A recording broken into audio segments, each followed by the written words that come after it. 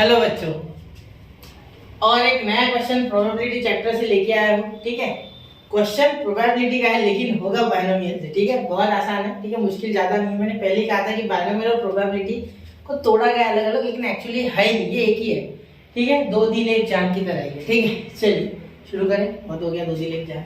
चलिए शुरू करते हैं। देखो, सबसे पहले जब आप क्वेश्चन पढ़ते हो तो आपको दिख रहा है कि कोई कंपोनेंट के बारे में बात हो रही थी। ठीक है, जिसमें survival test will survive a check of test is 0.6, मतलब 0.6 चांस है कि ये सर्वाइव हो जाएगा।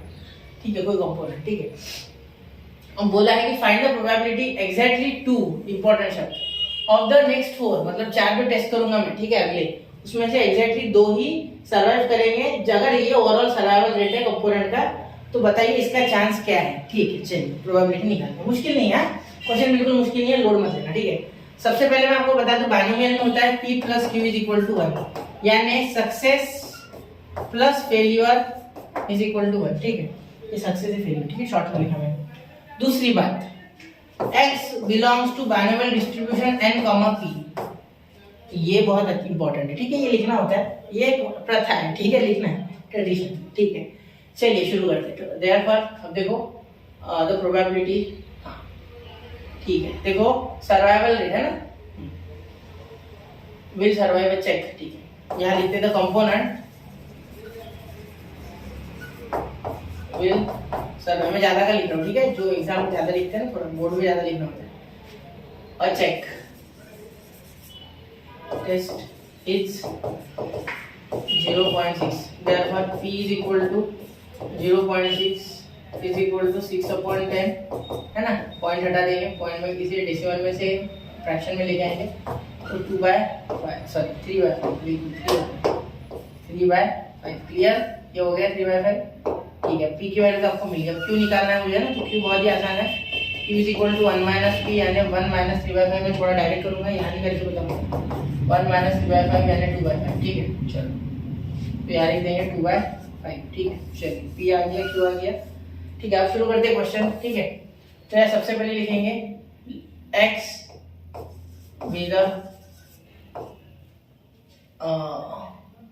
RB। ठीक है, तो X 2 है, यहाँ समझ जाओगे। ठीक है, ये लिखना है, लिखो वरना मत लिखो। X belongs to B। ठीक है, X belongs to B यानी बायनोमियल डिस्ट्रीब्यूशन n, P, तो n यहाँ लिखना है।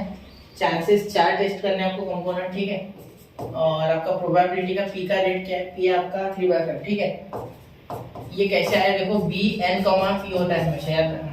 n यानी कितने आपको करने हैं चॉइसेस। ठीक है, कितने चॉइसेस आपके पास टोटल है? 4 में से 2 है, तो 4 चॉइसेस आपके पास है। ठीक है, और P यानी जो सक्सेस है वो उसकी प्रोबेबिलिटी। ठीक है, चलिए तो आगे शुरू करें। ठीक है, तो फॉर्मूला तो आपको पता ही है यहाँ का बायनोमियल डिस्ट्रीब्यूशन वाला, मैं यही लिख दूंगा, क्वेश्चन में लिख दूँ। ठीक है, देखो P of X = X, जो कि ये वाला X है एक्चुअली। ठीक है,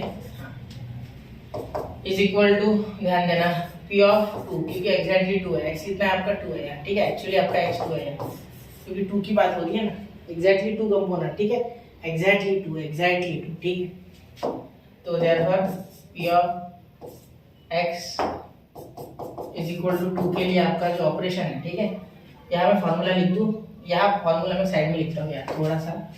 ठीक है, X = X = NCX, P का पावर X, Q का पावर n - X, ये फार्मूला है। ठीक है, याद रखना, बहुत इंपॉर्टेंट है। ठीक है, बहुत अगले चैप्टर में भी काम आएगा, सेम ही चैप्टर है दोनों, टेंशन ना लो बेटा, सेम है। ठीक है, देखो यहाँ n क्या है? n आपका 4 है। ठीक है, 4C2। ठीक है, फिर P X कितना है बेटा? 2, और Q कितना है?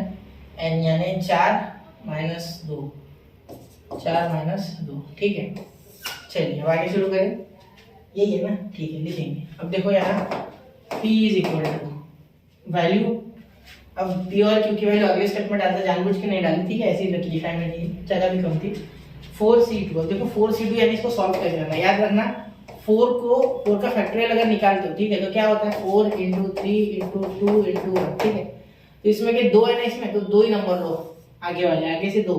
ठीक है, बाकी के पीछे के छोड़ दो।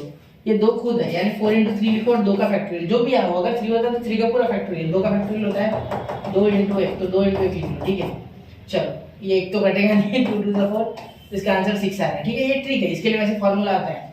ठीक है, इसके लिए फॉर्मूला होता है n फैक्टोरियल वगैरह वगैरह, लेकिन वो छोड़ो, आपका कितना आया था? 2 आए। है ना, 2 3 60, 6 आया आपका आंसर। कितना है? 6। तो यहाँ 6 लिखेंगे, ठीक है। 6 P of x is equal to 2 is equal to 6, ठीक है, इंटू P का स्क्वायर। P कितना है आपका? 3/5 है ना, 3/5 का स्क्वायर, ठीक है। उसके बाद P 3/5, ठीक है। Q कितना है? 2/5 इंटू Q यानी 2/5, ठीक है। और उसका क्या है बेटा? उसका है 4 यानी 4 - 2 2, ठीक है। 4 - 2 यानी स्क्वायर, ठीक है। चलिए, तो P of x is equal to 2 कितना आएगा? देखो इसको सॉल्व कर सकते हैं आराम से। 6 इंटू 3 का स्क्वायर 9, या है 25, ठीक है। ये भी 2 आया था, ये भी 2 आया, ठीक है। तो 4/25, ठीक है। तो ये आएगा P of x is equal to 2। बहुत ही बड़ा नंबर आ रहा है, कोई डिवाइड भी नहीं हो रहा है, तो 625 तो नीचे आएगा, ठीक है। ऊपर कुछ आएगा, क्लियर। तो ये आ रहा है आपका probability of getting exactly 2 components will survive, ठीक है। तो लास्ट में क्या लिखोगे? The probability that exactly 2 components survive out of 4 is 216/625, ठीक है बच्चा। नोट करना 1 2 3, ठीक। क्वेश्चन को समझना है अच्छे से, ठीक है। ऐसे आपने बहुत देखे होंगे लेक्चर में, मानते हो, लेकिन क्वेश्चन को समझना, किसी भी लेक्चर को देखो तो ध्यान से देखो, एक बार ढंग से देखो, एक एक स्टेप को समझो, ठीक है। जो कि मैं कोशिश करता हूँ।